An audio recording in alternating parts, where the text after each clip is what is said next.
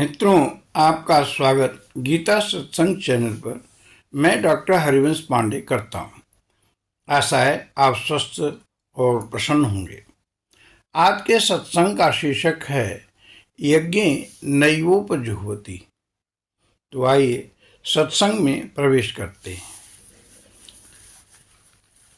श्लोक 4/24 में यज्ञार्थ ज्ञान को यज्ञ रूप से संपादन करके अन्य यज्ञों की बात की जा रही थी।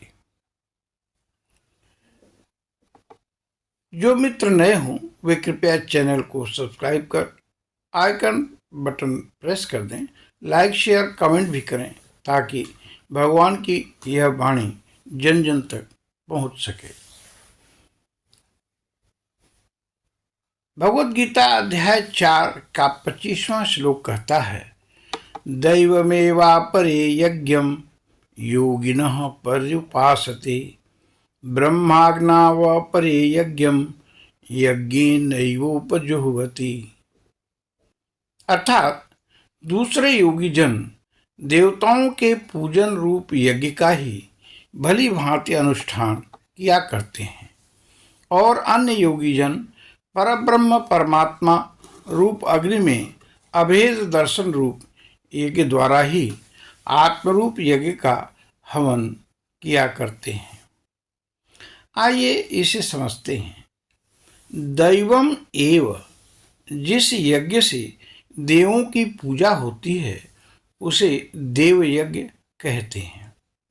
अपरे यज्ञम योगिनः परिपासते, अन्य योगी उस दैव यज्ञ का ही अनुष्ठान करते हैं। ब्रह्माग्नौ एव अपरे, अपरे यानी दूसरे अन्य ब्रह्मवेत्ता पुरुष ब्रह्माग्नि में अभेद दर्शन रूप यज्ञम यज्ञ नैव उपजुह्वति, यज्ञ द्वारा ही आत्मरूप यज्ञ का हवन करते हैं।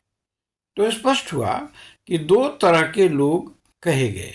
एक वे जो कर्मकांड से देवताओं का पूजन कर फल प्राप्त कर लेते हैं, जैसे शनि की उपासना की, शनि का प्रकोप कम हो गया, बल्कि खत्म तो नहीं होता पर कम हो जाता है, और ये स्थायी नहीं होता। फिर कुछ समय बाद शनि फिर परेशान कर सकते हैं। आगे कहते हैं कि जो ब्रह्मवेत्ता हैं वे ब्रह्मरूप अग्नि में आत्मरूप का हवन करते हैं। भाव यह है कि उस आनंद स्वरूप ब्रह्म जो उनकी आत्मा ही है उसे अनुभूति करके सोहम रूप से अभेद दर्शन अर्थात मैं ब्रह्म ही हूँ, सोहम ऐसा समझ साधना करते हैं। ऐसे ब्रह्म ज्ञानियों को किसी से कोई डर नहीं रह जाता। वे तो काल के भी काल हो जाते हैं, ब्रह्म स्वरूप हो जाते हैं। उन पर काल का कोई असर नहीं होता, क्योंकि देह में होते हुए भी वे विदेह हो जाते हैं। तो धन्य है ऐसे ब्रह्मवेत्ता जन। गीता के 4 अध्याय के 25वें श्लोक में योगियों के प्रकार बताए।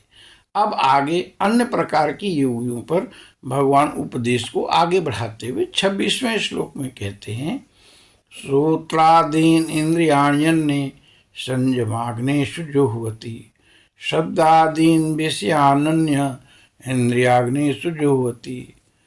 अर्थात अन्य योगी जन श्रोत्र आदि समस्त इंद्रियों को संयम रूप अग्नियों में हवन किया करते हैं, और दूसरे योगी लोग शब्दादि समस्त विषयों को इंद्रिय रूप अग्नियों में हवन किया करते हैं। श्रोत्रादीन इंद्रियाणि अन्य संयम अग्निषु जुह्वति। भाव है अन्य योगी जन संयम रूप अग्नि में श्रोत्र नेत्र आदि इंद्रियों का हवन करते हैं। इनके अतिरिक्त कुछ लोग शब्दादीन विषयान अन्य इंद्रियाग्निषु जुह्वति, इंद्रिय रूपी अग्नि में शब्दादि विषयों का हवन करते हैं।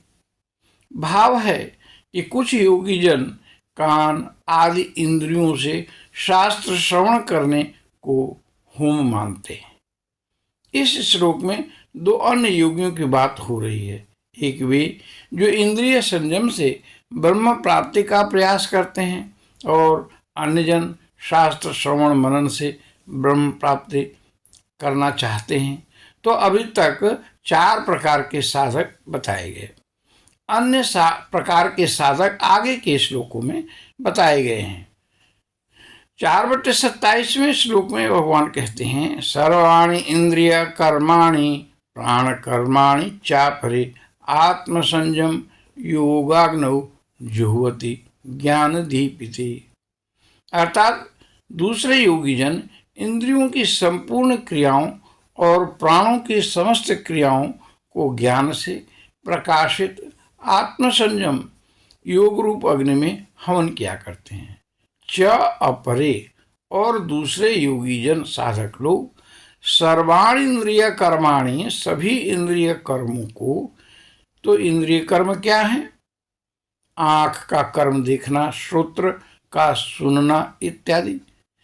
प्राण कर्माणि प्राणों के कर्म को, इसका भाव है शरीर के अंदर स्थित वायु जिसे प्राणवायु भी कहते हैं का संकुचन विस्तार आदि। ज्ञान दीपिते ज्ञान से प्रदीप्त हुई। आत्मसंयम योगाग्नौ आत्मसंयम योगाग्नि में जुह्वति हवन करते हैं। तात्पर्य है सच्चिदानंद घन परमात्मा के सिवाय अन्य किसी का भी न चिंतन करना ही उन सब का हवन करना है। तो जब हम सिर्फ सच्चिदानंद का चिंतन पूजन भजन करते हैं तो ऐसी भक्ति को अव्यभिचारिणी या एक निष्ठा भक्ति कहते हैं।